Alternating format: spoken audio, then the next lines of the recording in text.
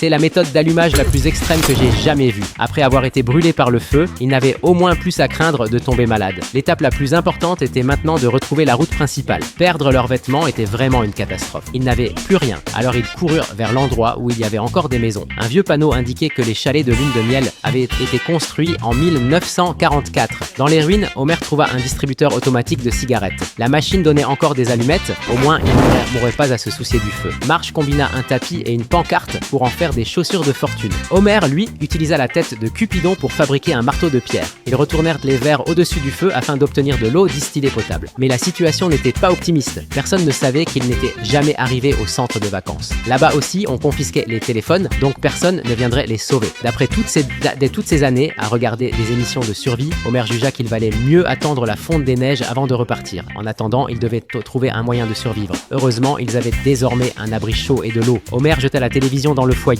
Serrés l'un contre l'autre, ils avaient l'impression d'être de retour dans leur maison chaleureuse. Mais ils ignoraient nous qu'une paire d'yeux les observait dans l'ombre. Le lendemain matin, ils ne trouvèrent rien à manger dans la neige. Homer pensait connaître la faim, mais il réalisa que jusque-là, ce n'était qu'une impression de ne pas avoir assez mangé. Cette situation ne pouvait pas durer. Il attacha une languette de canette au bout d'un bâton pour essayer de pêcher. Le temps passa sans qu'il s'en rende compte. Il changea 1000 fois de position, mais ne comprit jamais pourquoi les poissons refusaient de mordre son hameçon sans appât. Enragé, il s'énerva dans la rivière. Finalement, la languette s'accrocha à son pantalon et il dut sortir de l'eau tout penaud. Marge lui demanda d'enlever ses vêtements mouillés pour les sécher au feu. Contre toute attente, un énorme poisson se trouvait coincé dans son pantalon. Homer se jeta aussitôt sur lui, il ne fallait surtout pas le laisser s'échapper. Marge sortit un barésil trouvé par terre, mais le problème était qu'il était ouvert à l'entrejambe. Homer réussit à intercepter le poisson rouge à la dernière seconde, mais l'animal était incroyablement glissant. Alors tous deux se battirent avec leurs mains et leurs pieds, car ce poisson était leur seule chance de survie.